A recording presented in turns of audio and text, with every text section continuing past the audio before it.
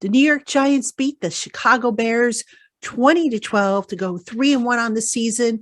In today's episode of the LockedOn Giants podcast, we're going to talk about the offensive strategy, the defensive strategy, and the injury bug. That's coming up next on today's LockedOn Giants podcast.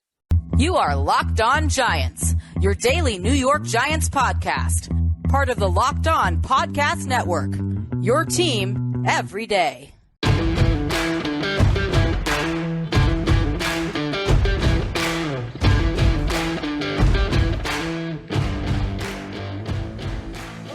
Hello, New York Giant fans, and welcome to another edition of the Locked On Giants podcast, part of the Locked On Podcast family, your team every day. My name is Patricia Traina, and today's episode of the Locked On Giants podcast is presented by Prize Picks. Prize Picks is daily fantasy made easy.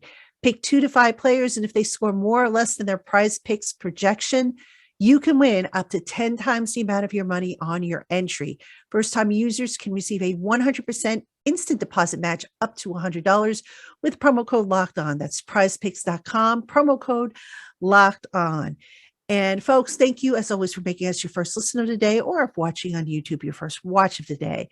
Normally, we have David Turner on with us to break down the previous day's game. The Giants, in this case, defeating the Chicago Bears 20-12. But unfortunately, David wasn't able to pick up the game out where he lives out west. So you just have me this week. So I'm going to talk about the game. We're going to talk about the injuries. We're going to talk about the offensive strategy, the defensive strategy, talk about all that on today's show. Again, happy to have you with us. Thank you for making us your first listen of the day, or if watching on YouTube, your first watch of the day. All right, folks, let's get the ugly stuff out of the way. We've got to talk about the injuries. And this injury list is quite ugly. So let me tell you what I know as of Sunday night about the various injuries. And of course, this is all subject to change because players are going to have further tests done on Monday. And hopefully we'll get some updates on these players. And we'll see who's able to practice, who's not able to practice, as we go through the week ahead before the Giants leave for London on Thursday night. So let's run down the list, starting with the quarterbacks. That's right, not quarterback, quarterbacks, as in 2 quarterbacks. Daniel Jones came up with an ankle injury, and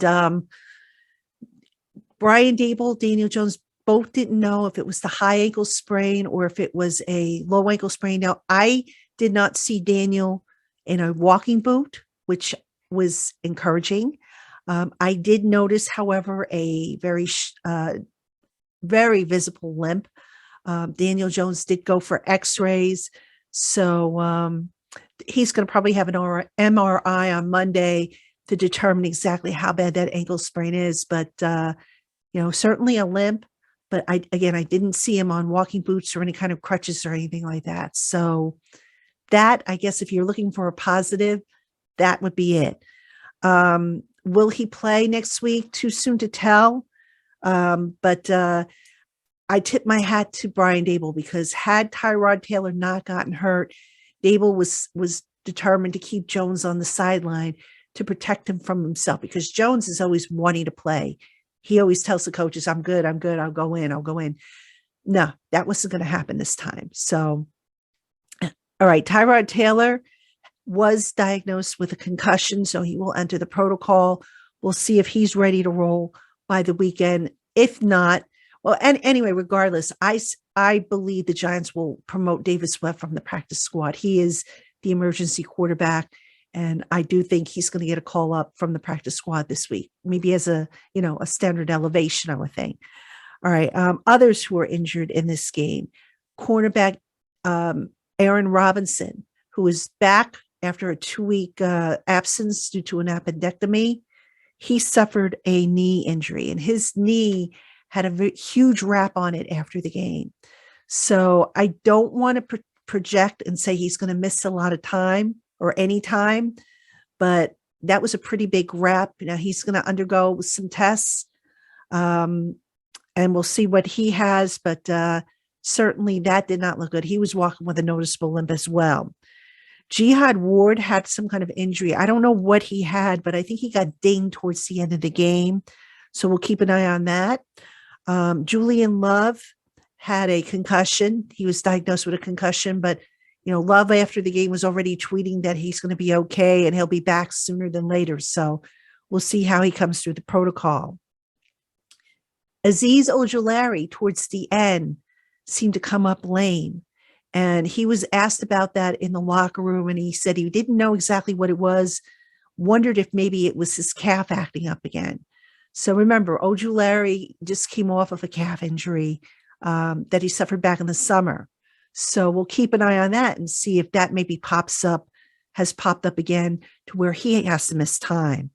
Kenny Golladay, the invisible $72 million man, he hurt his knee. I don't know how serious it is, but he's probably looking at not practicing in the coming week ahead. Cordell Flott. I'm sorry, actually, I'm going into the previous list. Let me finish the current list. Kayvon Thibodeau mentioned that he had some back spasms, says it wasn't anything serious, so I think he'll be okay. Mark Lewinsky had the ankle sprain early in the game, but he was able to come back in after getting it taped. Evan Neal hurt his neck. He's going to go see the doctor on Monday, but he was confident that it wasn't a big deal. Henry Mondeau had to be carted off with an ankle injury. That usually, when a guy gets carted off, usually that means that it's something significant. And Mondeau had been promoted or elevated, I should say, from the practice squad to play in this game, what with Leonard Williams still out dealing with an MCL sprain. All right. Going back to the guys that were inactive at the start of the game, Cordell Flott with a calf injury. He's going to be a multi-week injury from what I understand.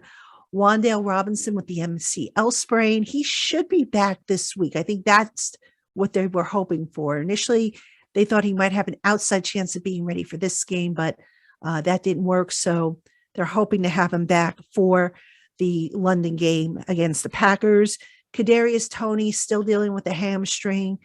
Who knows where he's at with that? I mean, if he doesn't practice this week, I wouldn't count on him against the Packers. Leonard Williams dealing with that MCL sprain. Williams, as I mentioned in Giants country in some of my articles, he was listed as doubtful 2 weeks ago, and then they scratched him. This week, they automatically declared him as out. But the good news is Leonard Williams, instead of having to sit inside and get treatment while the team was practicing, he was able to come outside, do some work with trainers. And,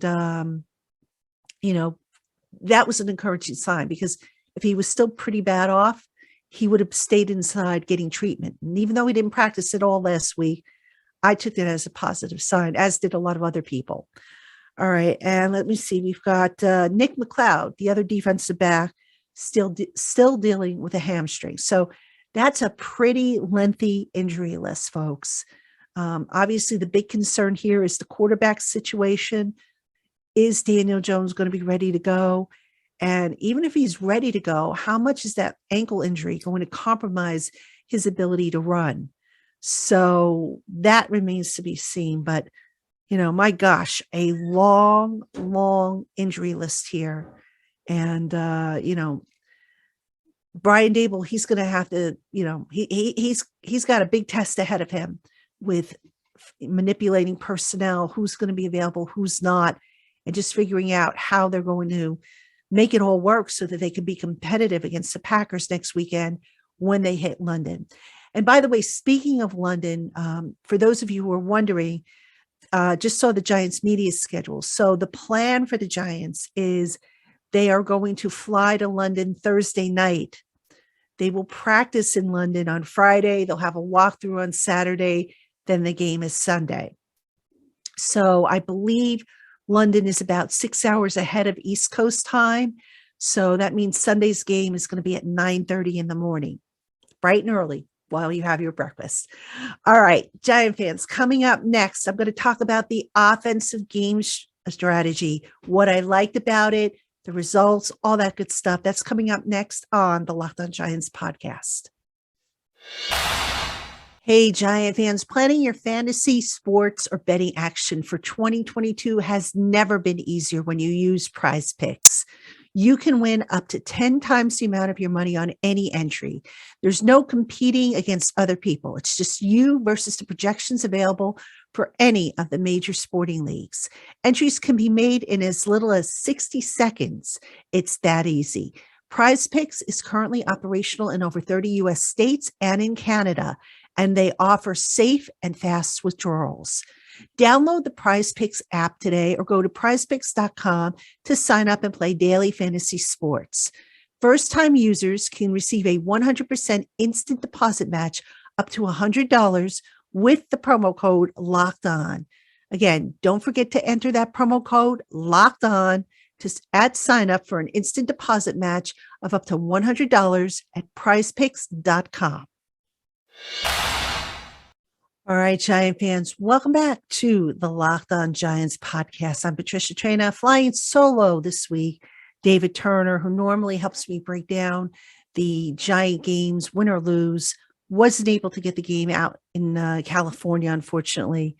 So I was at the game, and I'm giving you my best takes as to what I saw, what happened, what I liked, what I didn't like. So hope you're enjoying the podcast. Let's talk about the offensive game strategy. Now, coming into this week's game, it was pretty obvious what the Giants had to do. They were going up against the NFL's 30th ranked run defense in the Chicago Bears.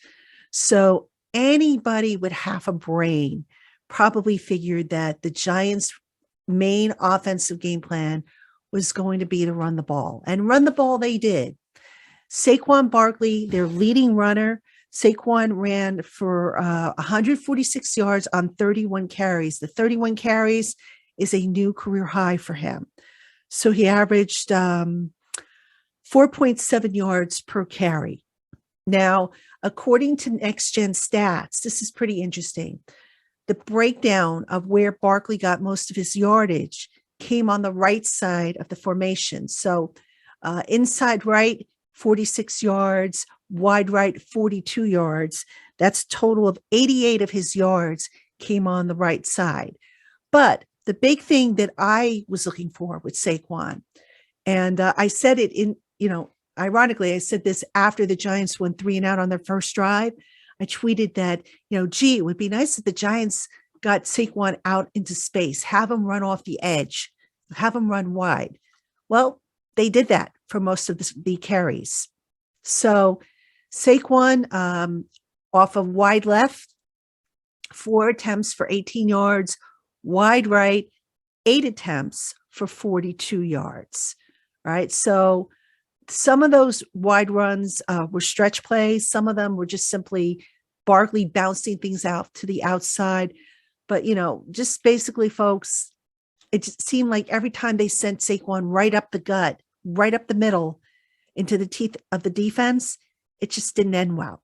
So Barkley having a huge day, his second 100-yard rushing performance of the year and his 14th overall in his career. So I believe he passed Brandon Jacobs on the Giants annuals list. I can't remember what place Jacobs was, but he's moving up. Saquon is moving up in the annuals list, and he's also making a very strong case for that next contract. So far, so good with Saquon Barkley. And Barkley, by the way, also caught both of his pass targets for 16 yards. All right. So the other guy we need to talk about is Daniel Jones, who was part of the running game as well. Daniel Jones ran 6 times for 68 yards. And that comes out to an 11.3 yards per carry average. And Jones had both of the team's touchdowns, both rushing touchdowns on the day. Now, Jones, where did he have his success? Obviously, running to the outside. He ran wide left, 3 attempts for 48 yards in both of his touchdowns. Got some great blocks, by the way, from Andrew Thomas and John Feliciano, who pulled out and did a pull on a boot. The Giants ran a lot of boots, by the way, with Daniel Jones, which I was happy to see, because after the previous week's fiasco with the pass blocking and whatnot, they slid the pocket around a lot more, which allowed Jones to get out into space, make plays with his legs. So I thought that was, a good thing for the, from the game strategy. All right. And then finally, you had Matt Breida, who had 3 attempts, 18 yards. All of those came wide right. So really running to the right side of the formation where the Giants had the tight end help. And the Giants, by the way, they had a lot of 2 and 3 tight end sets in this game. And that was important because the wide receiver group was very thin. Even though they called up Marcus Johnson from the practice squad, you still had a pretty thin receiver group. All right. So of the receivers, the pass breakdown, the tight ends got 5 pass targets, the running backs 2, the wide receivers got 8. But the wide receivers, just to tell you just how bad it was, the receivers didn't catch their first ball until 44 seconds were left in the first half. And that reception came from David Sills. Yikes. So considering that the receiver core was depleted, the coaching staff in drawing up the game plan leaned heavily on the running game, as we discussed before, but they also had a lot of 2 and 3 tight end sets. And I don't have the snap counts just yet, but I have a feeling the snap counts are going to reflect that tight ends Daniel Bellinger, Tanner Hudson, and Chris Myrick played a lot more snaps than they played probably in recent weeks. So that I like about the offensive game plan. All right. Speaking of the receivers, let's talk about that for a second. According to NFL Next Gen stats, the league average separation 2.91 yards. The only ones to equal or pass that were tight ends Bellinger and Tanner Hudson. Bellinger averaged 2.9 yards, Hudson 3.17 yards. The receivers, David Sills was at 2.1, Richie James 2.2, Darius Slayton 2.33.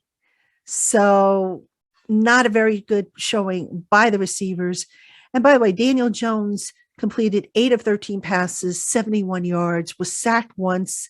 That's a 76.1 rating. Passing game just wasn't part of the game plan. It's interesting. It was almost, what the Bears have been doing thus far. The Bears haven't really been passing the ball much in their first 3 games. And the Giants kind of took a page out of the Bears book, if you will, and did the same thing. So by the time it was all done, the Giants quarterbacks, including Tyrod Taylor, 9 of 16, 82 yards, 1 sack, 1 interception, the interception thrown by Taylor. So the passing game was non-existent. But you know what? The running game against the league's 30th ranked run defense was firing on all cylinders. That's really all they needed.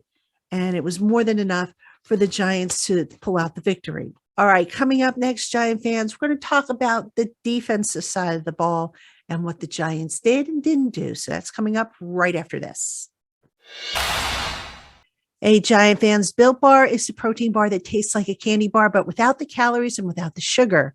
Most Built Bars contain about 130 calories, 4 grams of sugar, 4 net carbs, and 17 grams of protein, and they taste great.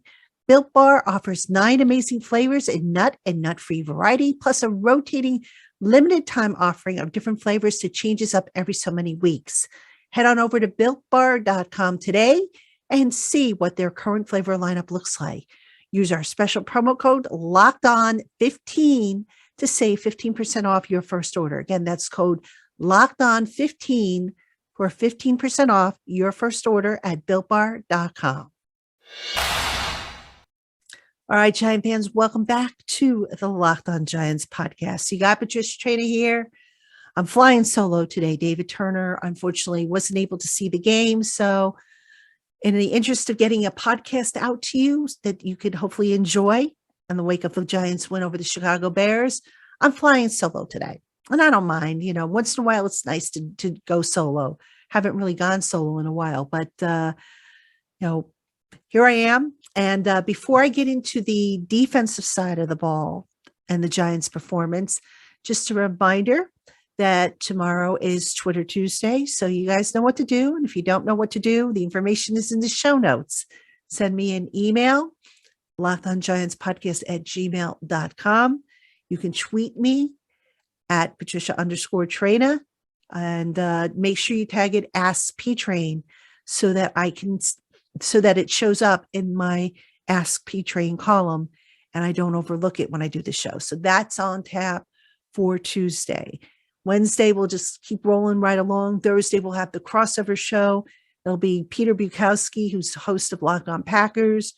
And then Friday, fingers crossed, we'll do a live show with the Traina and Taina on Friday as we get you ready for a special London's Calling edition of Giants football and the Locked On Giants podcast.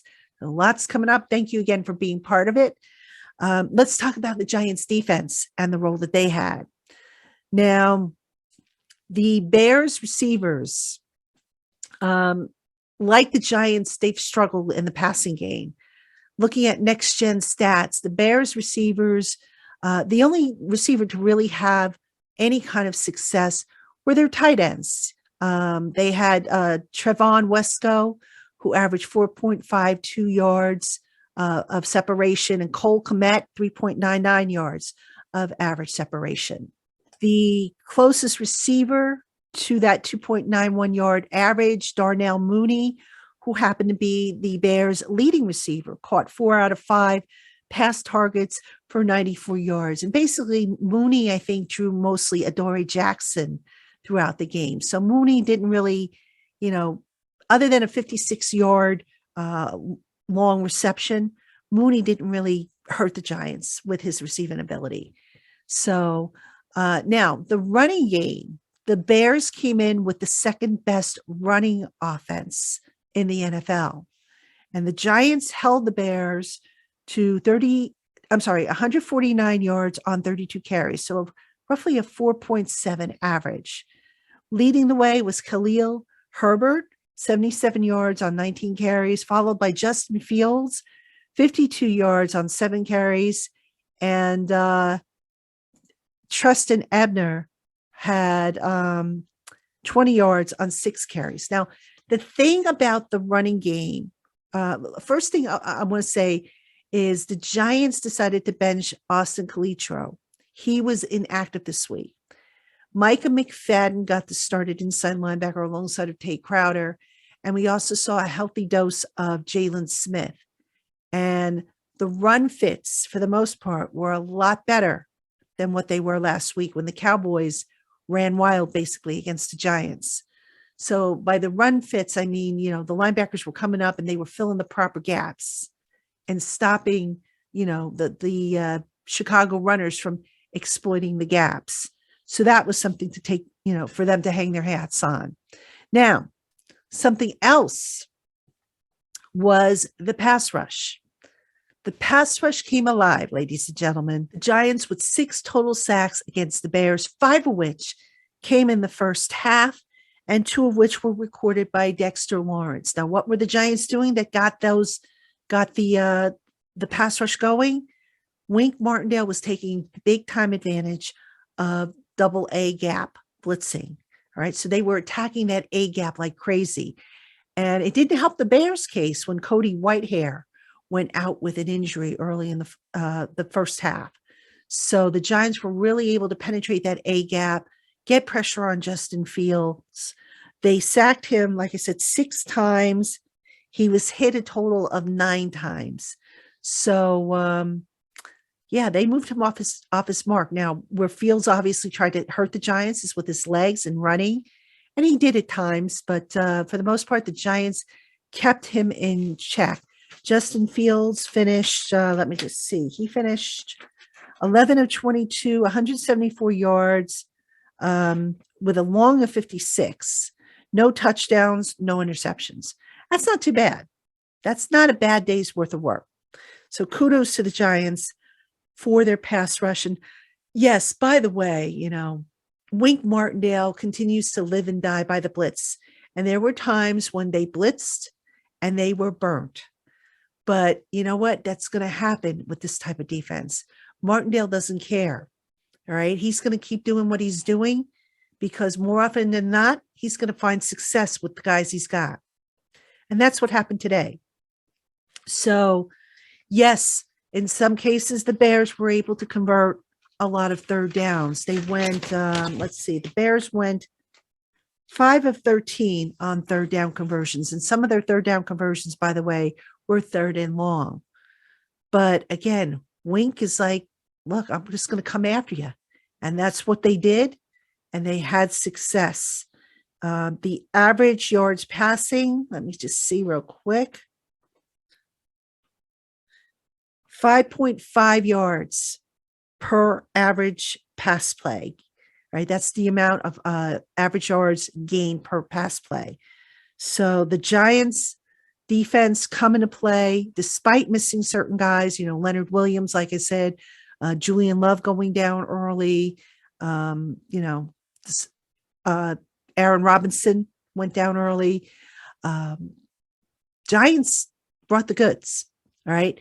Now, the other thing, that one of the big plays from the pass rush was the tag team duo of Azeez Ojulari and Kayvon Thibodeaux. So those two were involved in a forced fumble recovery, which set up a Giants scoring drive. So what happened was Ojulari got the sack, forced the fumble. Kayvon Thibodeaux picked it up, got the fumble recovery, scoring drive set up. The Giants increased their lead. So that duo, you've seen glimpses of what they can do together when they work in tandem.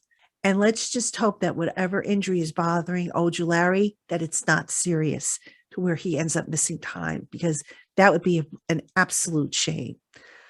All right, Giant fans, that's going to do it for us on today's Locked On Giants podcast. Again, a happy Monday, a victory Monday for everybody. The Giants are 3-1. This is the earliest they've ever been 3-1. I think you'd have to go back to 2014, or was it 2011? It was 2014, I think, when the Giants got their third win of the season, I think on like October 5th. And, today was October 2nd. So they beat that record by just 3 days. But plenty of concern ahead regarding these injuries. We'll have updates, obviously, all week long. Make sure you keep it here on the Locked On Giants podcast. Make sure you check out Giants Country for all the latest. So tomorrow, again, Twitter Tuesday. Make sure you get your questions in. Thank you for making us your first listen of the day, or if watching on YouTube, your first watch of the day. Till tomorrow, everybody, have a great one, and go Giants.